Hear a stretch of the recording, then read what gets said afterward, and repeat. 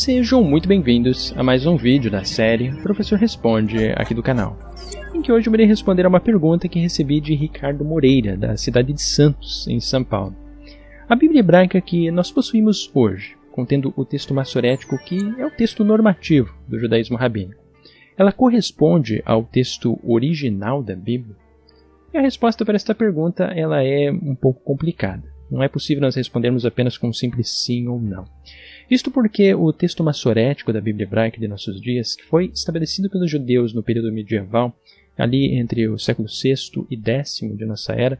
ele tem como principal fonte de referência hoje dois códices massoréticos medievais. Um que é o Códice de Alepo, datado do século X, que inclusive, muito provavelmente, é o mesmo códice que foi utilizado por Maimônides para estabelecer as regras de como escrever os pergaminhos da Torá, mas que infelizmente teve uma parte considerável perdida após o ano de 1947, e um segundo que é o Códice de Leningrado, que é datado do início do século XI e hoje é o manuscrito mais completo da Bíblia hebraica e contém o texto massorético normativo.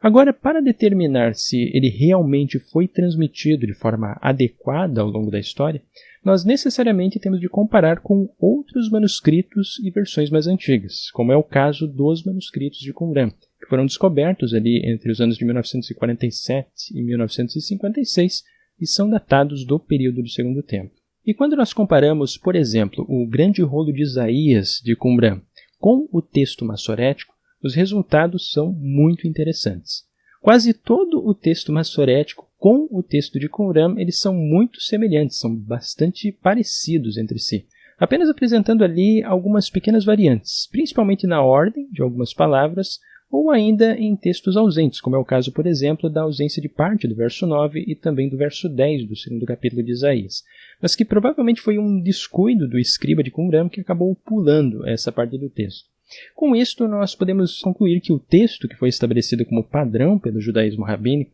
por um lado, ele realmente possui muita confiabilidade. De fato, ele foi muito bem transmitido ao longo da história. No entanto, quando nós comparamos outras partes do texto massorético, como é o caso, por exemplo, do livro do profeta Jeremias, que também é encontrado entre os manuscritos de Qumran,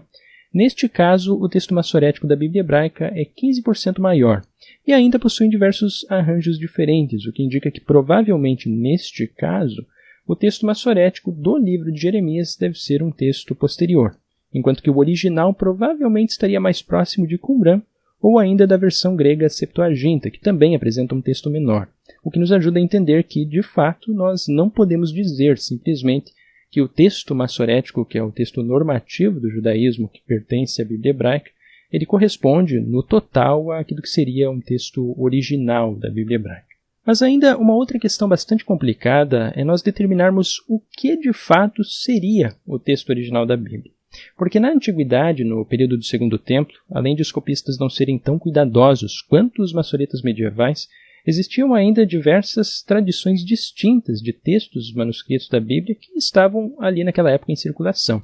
E como nós não possuímos textos mais antigos que a tradição que foi preservada pelos manuscritos de Qumran, ou então pela Septuaginta, pela Peshittá, ou ainda pelo texto pré-massorético, que são todos estes textos e essas traduções, datados ali do período dos séculos finais do Segundo Templo, nós não temos como determinar com certeza qual seria o texto original da Bíblia hebraica, que foi ali desenvolvido séculos anteriores, ainda começando desde o período do Primeiro Templo. Então, uma possível resposta para essa pergunta, se a Bíblia hebraica hoje, com seu texto massorético, corresponde ao texto original, é que possivelmente, em parte, talvez sim, mas em parte, talvez não. Ninguém sabe responder com certeza, com segurança a essa pergunta, porque nós não temos manuscritos mais antigos que poderiam, então, clarear essa situação referente aos originais da Bíblia hebraica.